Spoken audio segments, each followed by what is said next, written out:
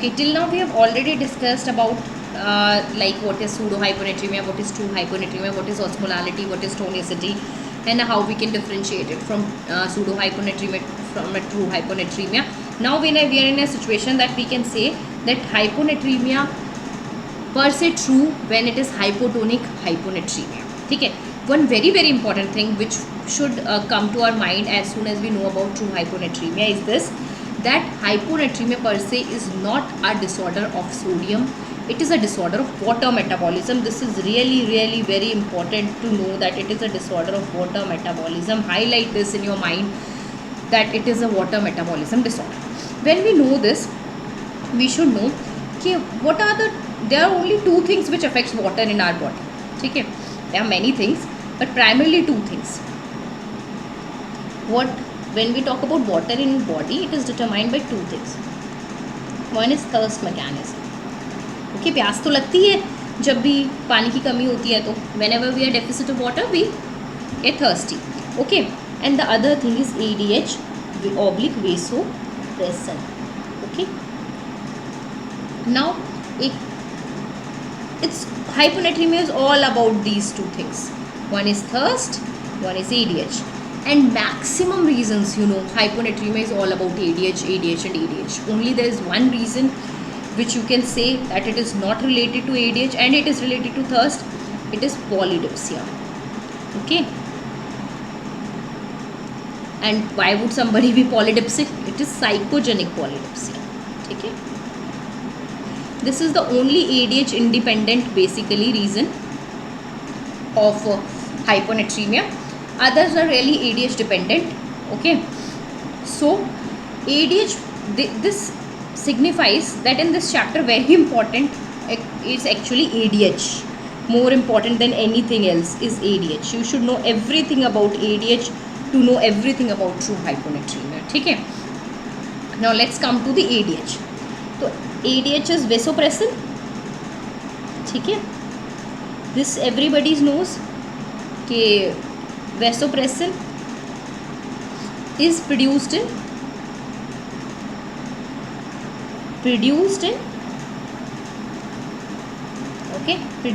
hypothalamus. अच्छा, where exactly in hypothalamus? You should know it is supraoptic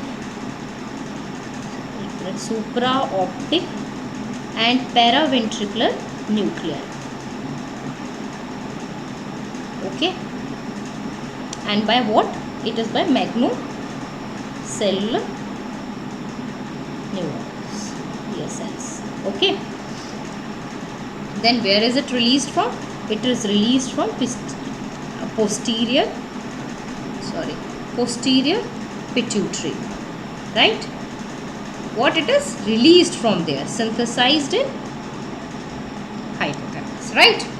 Produced in hypothalamus and released from posterior pituitary. This all of you know because ADH is a very common topic you've all studied in physiology. I don't want to go into detail, but you should know about these few things, that it's produced in hypothalamus, released from posterior pituitary, है ना. The second important thing about ADH is mainly about water reabsorption. Okay, and you should immediately simultaneously know that RAS is about sodium followed by water reabsorption. Okay,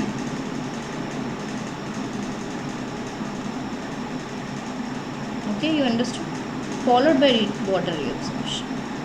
Okay, it is not just about water, it's about sodium mainly, and it is followed by water reabsorption. Third important thing you should know is that there are many vasopressin receptors, that is V1, V2, V3. We ought not to discuss every receptor V1, V2, V3 because it is all about physiology, and we can discuss it in nephrology as well, nephrology section of medicine. So V2 is mainly present in kidney and it absorbs water by help of aquaporin 2, that you should know, है ना. So this is only relevant to kidney per se. Okay. Then fourth point, which is very important point, which you should definitely know, is what are the stimulation factors for ADH. What all things stimulate ADH release? Okay, what all things stimulates ADH release? Now let's see what all things stimulates ADH release. You have two important things. भाई ADH क्यों ही release होगा, खुद से सोच के बताओ, है ना. ADH क्यों रिलीज होगा भाई? एंटी डायूरेटिक हार्मोन है, डायूरेसिस को रोक रहा है, यानी कि वाटर को किडनी के थ्रू जाने से रोक रहा है, वाटर को रीएब्जॉर्ब कर ले रहा है. ये ADH का मेन फंक्शन है. पर ADH को ऐसा क्या फील होगा कि भाई मैं भी आ जाऊँ, मैं भी आ जाऊँ, है ना. नॉर्मली ये बात आपको पता होनी चाहिए, नॉर्मली मेरे में या आप में ADH नेग्लिजिबल है नॉर्मली, ठीक है. पर क्या हुआ कि ADH को लगा कि अब मुझे आ जाना चाहिए, है ना. तो हमारी बॉडी में वाटर की कमी है ना, या तो वाटर की कमी है, या फिर जो अफेक्टिव ऑस्मोस थे वो कुछ ज़्यादा ही बढ़ गए, ठीक है. तो क्या हुआ, हमारे पास दो ही रीज़न हो गए.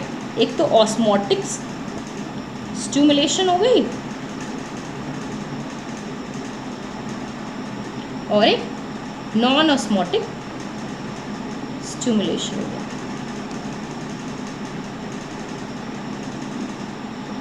ऑफ ADH, ठीक है. Of course osmotic is much more significant than non-osmotic, but we are more concerned and we are more clinically more concerned about non-osmotic causes of stimulation of ADH, right? Okay. Now non-osmotic stimulation का मतलब है पानी की कमी, ठीक है, यानी कि डिक्रीज्ड इंट्रावेस्कुलर वॉल्यूम. अब वो कौन क्या क्या हो सकता है? हो सकता है सच में ही कम हो, है ना, मतलब ट्रू हाइपोवॉल्यूमिया हो सकता है ना. या फिर ऐसा भी हो सकता है affective decrease in affective volume हो, ठीक है, यानी कि वॉल्यूम रियलिटी में तो कम ना हो पर रिलेटिवली अफेक्टिव वॉल्यूम जो इंट्रावेस्कुलर कंपार्टमेंट में वो कम है, ठीक है. या फिर ट्रू हाइपोवॉल्यूमिया हो सकता है, ठीक है. ये हमें पता होना चाहिए ADH के बारे में. इन ऑल एक और इम्पॉर्टेंट बात है जो शायद पता होनी चाहिए, जो हमारे काम आएगी, कि ADH को एक्ट करने के लिए requires hyperosmolar state of medulla. Okay, means it just means कि counter current mechanism just means counter current mechanism should be intact. These are the few things about ADH. Okay, after knowing about ADH, let's go back, है ना. Where should we go back? Let's go back to why would somebody get a hyponatremia. हमने पहले ही पढ़ लिया था कि normal मैंने तो आपको अभी भी बताया कि नॉर्मल पेशेंट्स, नॉर्मल लोगों में, हमें या आप में ADH ऑलमोस्ट नेग्लिजिबल होता है ना.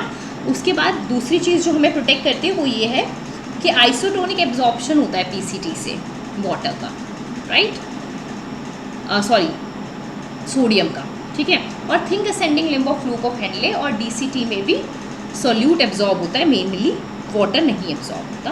This will maintain overall sodium concentration in the blood.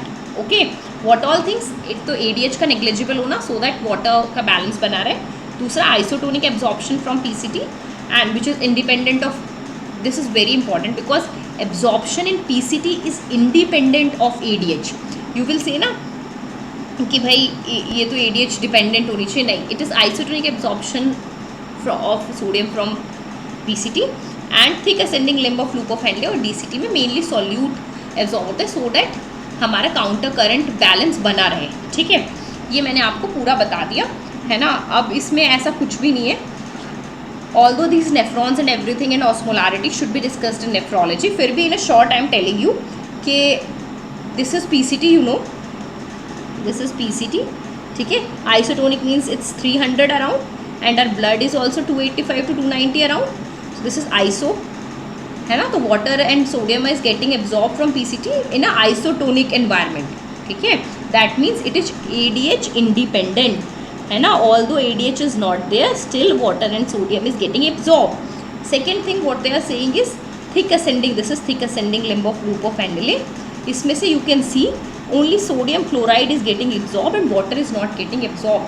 These three things prevent hyponatremia in a normal patient. It prevents hyponatremia and these all should be disturbed to cause hyponatremia, right? That's really important, है ना। अब हम एक और अब हम आ जाते हैं जो मैंने डिस्कस किया था अभी हम ही मैं I have already discuss this chart. This is true hypotonic, true hyponatremia means hypotonic hyponatremia, ठीक है। फिर मैंने बोला कि unrelated to ADH thyroid we will discuss अभी, है ना। Don't think about thyroid, I will discuss thyroid separately. First you think I have told you ना कि there are only two things which determines water. One is thirst and other is ADH. So if anything is unrelated to ADH, it is due to thirst. It is due to thirst means it is psychogenic polydipsia, ठीक है, that we have discussed. It is unrelated to ADH, है ना। Then thirst के अलावा कुछ और बचा ही नहीं, बचा ही ADH, है ना। तो related to ADH तो हमने बोला कि या तो ऑस्मोटिक स्टिमुलाई हो सकते हैं, non osmotic. We are not discussing osmotic stimuli because osmotic stimuli is basically your pseudo hyponatremia only. So we are concerned about non-osmotic stimuli. So we are talking about non-osmotic stimuli, ठीक है। तो I told you non-osmotic stimuli is if volume in the intravascular volume is decreased. It can be true volume decrease or it can be effective volume decrease, right? This only I have told you. The true volume decrease is really hypovolumic. So then this is called hypovolumic hyponatremia. So what we can call this, I will write it once for you. What happened? Okay, I have like marked it. Okay, I'll rub it, है ना। Extra things which I have marked or like what happened to it, ठीक है। Like see, now we're talking about hypovolumic, so I will write it. This is actually में hypovolumic, hypotonic, hyponatremia. This is actually it is, ठीक है। Now तो you understood ना why we are calling it hypovolumic, hypotonic and hyponatremia, ठीक है। अब hypovolumic के दो causes हो सकते हैं, ठीक है। या तो हाइपोवॉल्यूमिया इसलिए हो सकता है कि रीनली वाटर लॉस हो रहा है, क्योंकि हमारे पास पानी लॉस होने के इनसेंसिबल लॉसेस के अलावा हमारे पास पानी लॉस होने के दो ही तरीके हैं, either it is a GI tract और it is a renal tract, है ना। There are only two openings we have, है ना, either it is a urinary tract और it is a GI tract, है ना। देयर आर टू ओपनिंग्स, ठीक है। तो यूरिनरी ट्रैक्ट के थ्रू, जेनिटल यूरिनरी ट्रैक्ट के थ्रू जब होगा तो it could be a renal cause, है ना। एंड जब GI कॉज होगा तो GI मतलब GI ट्रैक के थ्रू होगा तो GI कॉज होगा। तो हमने बोला रीनल कॉज हो सकता है और नॉन रीनल कॉज हो सकता है, राइट। रीनल कॉज हो सकता है और नॉन रीनल कॉज हो सकता है, राइट। तो नॉन रीनल में GI लॉस हो सकता है और रीनल में क्या क्या हो सकता है, ट्यूबुलर डिजीज हो सकती है। Aldosterone deficiencies also comes under renal because it is related to RAS system, ठीक है। And RAS system is completely related to kidney, ठीक है। And cerebral salt wasting syndrome, this is very very important, you should remember cerebral salt wasting syndrome is an example of hypovolumic hypotonic hyponatremia. This is very important.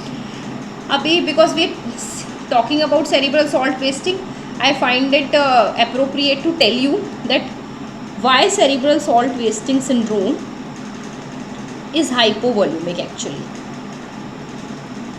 है ना। what happens in cerebral salt wasting syndrome, I just want to tell you that it is an adrenergic cutoff in cerebral salt wasting. Of course it is post trauma, that तो you know it is post trauma, है ना, it is post trauma, and it is an adrenergic cutoff to kidney. When it is adrenergic cutoff to kidney, your RAS goes down. Okay, RAS goes down. RAS goes down, what does that mean? RAS goes down means aldosterone goes down. Aldosterone goes down means sodium goes down. So what is the function of aldosterone basically? It absorbs sodium, and along with sodium it absorbs water. It is not primarily water related thing. It is primarily sodium related thing, and it drags water with it. So it basically reduces sodium more. It won't be able to, and of course it throws out potassium. It excretes potassium. This is the role of aldosterone. So it will cause a hyponatremia because we are literally losing sodium from the kidney, right? So it is a renal cause. It is hypovolumic cause because we are losing volume also. From RAS we are losing volume also. And of course it is like ADH dependent. Why? Because once we will be seeing that if RAS is not actively moving, it will definitely stimulate ADH. So it is ADH dependent. It is decreasing the volume, that is why it is hypovolumic. It is the renal cause because it is causing loss of sodium through renal route. So this is very important to know. And of course aldosterone is not working properly. So what will it cause? It will not be able to excrete potassium so efficiently. So serum potassium should be increased. Okay, these are all things which you should know about cerebral salt wasting syndrome. I have told you along with it, although I could have told you separately also, but I found it right to tell here, so I told it. Okay, I will tell it again. Now you should know, okay, it could be decrease in effective volume, means it could be a hypervolumic state. Now you should know what is hyper and euvolumic means here. This is a proper Harrison table given in Harrison. It is the volume status of the patient. Okay, we are not talking about anything else except the volume status of the patient. Hypovolemia, how will you see? You will see the patient is hypotensive, patient is tachycardic, that patient has a skin. You will do skin turgor test. You will see IBC diameter. All these things you will see. Then only you will know the patient has a hypovolumic state, and of course history will tell you that the patient has a sunken eyes and all that. That all dry tongue. All that signs of like hypovolemia you can elicit. You know how to elicit it. Okay. Now hypervolumic state is when the patient is flushed off with water. You are seeing edema everywhere, and still you are saying कि भाई it is decrease in effective volume. You are saying that it is like effective volume has decreased, that is why ADH has been released. But how come effective volume is increased? There is so volume in the body. We are seeing water everywhere. It is like water everywhere, not a drop to drink. So there is nothing is effective volume here.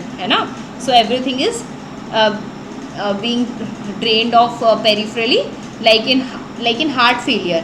Heart failure, it is pooling of blood. And in cirrhosis, what is flanking vasodilatation? These all things what will it do? It will be pooling of the blood in the periphery, and there is no effective water in the periphery, and there will be less effective intravascular volume. That is why it is a non-osmotic stimuli. Okay. Now there are some things it is unrelated to stimuli. We found that there are some reasons when it is unrelated to stimuli. It is not at all related to stimuli, but still ADH is there. But it is ADH related.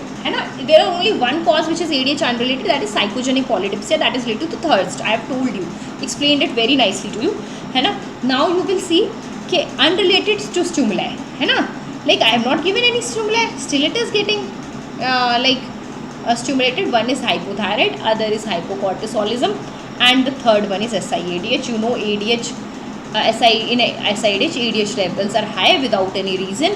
Either the threshold is low, or the ADH production is high, or the sensitivity of the receptor is more. You take it anyway. But the SIADH, it is not related to stimuli. Neither it is hypothyroid. Hypocortisolism is also not related to stimuli. Then this is what I have explained you, the table. You should know this table. Very important. It's very important to follow it like this, what I have told you. That then you will never forget it. Okay. Now we will talk about, there's one thing I told you na, I will tell you about thiazide. So we should talk about thiazide now. Okay, thiazide induced hyponatremia. In the question, if you remember, in the case scenario, if you remember it correctly, and in the case scenario, if you remember it, and I have told you, in the case scenario, I have told you one very important thing, that the patient is hypertensive and patient is on loop diuretics, right? Patient is on loop diuretics, but I didn't told you that he is on thiazide diuretics, right? Now what is important? Two things you all know, that thiazide diuretics acts on sodium chloride channel, right? Where it is present in DCT. Okay? And furosemide, which is of course you know is a loop diuretic. Okay? I am just writing loop, you understand, है ना? So that acts on sodium potassium 2 chloride channel, where it is situated in the thick ascending limb of loop of aniline, right? I am not wrong, it is correct. That and you know, you all know that thiazide diuretics sodium chloride channel में पे act करता है in the DCT, and furosemide acts on sodium potassium 2 chloride channel in the thick ascending limb of loop of aniline. ठीक है? Now at the time you go back and see what I told you in the ADH function. I told you that to act, for the ADH to act, it is action requires a hyperosmolar state of medulla and counter current mechanism should be intact. Otherwise ADH won't act, है ना? First thing which comes in your mind, why would any diuretic would cause hyponatremia? Of course it will cause hyponatremia. First thing, so it is blocking sodium chloride channel, sodium potassium 2 chloride channel, which are really absorbing sodium, है ना? Reabsorbing sodium. अच्छा, that too if we ignore, but why to ignore, है ना? That's important, है ना? And the second important thing is, like ADH, they will all cause decrease in intravascular volume, because they are diuretics. Diuretics means they will excrete more and more of water, and it will, along with sodium, if sodium won't be absorbed, it will carry on water with it, and that is why it will cause a decrease in effective intravascular volume, which will stimulate ADH, है ना? But in the case of thiazide diuretics, if you understand that sodium chloride channel present in DCT is not that much responsible for counter current mechanism, है ना? But the furosemide sodium potassium 2 chloride channel is very very important for counter current mechanism to operate and to maintain the hyperosmolar state of the medulla in the kidney, है ना? So if we block this channel,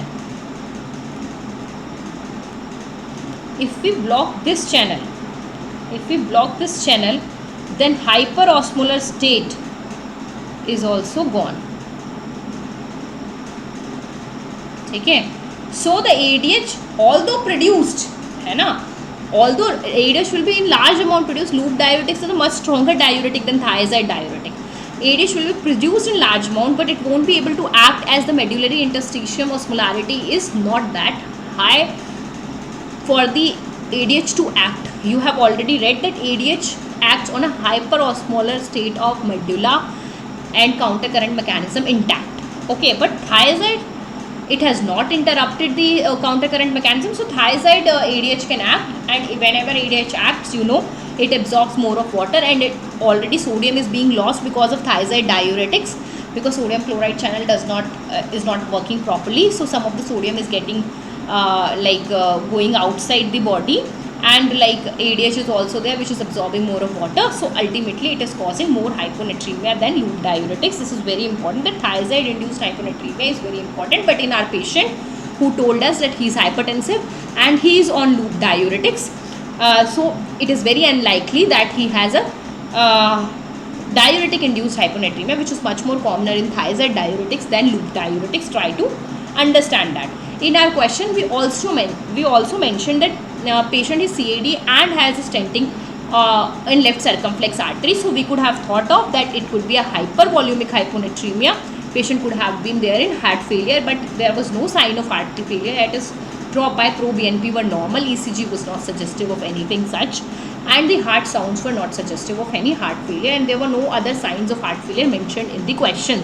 So we ruled out hypervolumic hyponatremia in that question. That is why I mentioned CAD patient in that question.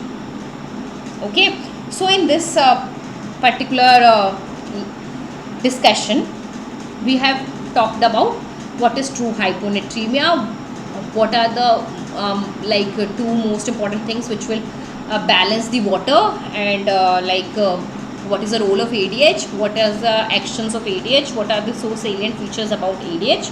Then we have classified hyponatremia into hypovolumic, euvolumic and hypervolumic hyponatremia. We have seen psychogenic hypolipsia, and we have seen thiazide-induced hyponatremia. How is it important? And while it causes more hyponatremia than diuretics. In the next lecture, we will talk about grades of hyponatremia, like symptoms of hyponatremia and treatment. Of course, treatment of hyponatremia is left, and we will try to see what is SIADH and difference between SIADH and cerebral salt wasting syndrome. In this video only, I have told you what is cerebral salt wasting syndrome, why is it caused, and what all things happen in cerebral salt wasting syndrome. So we'll catch up in the next video.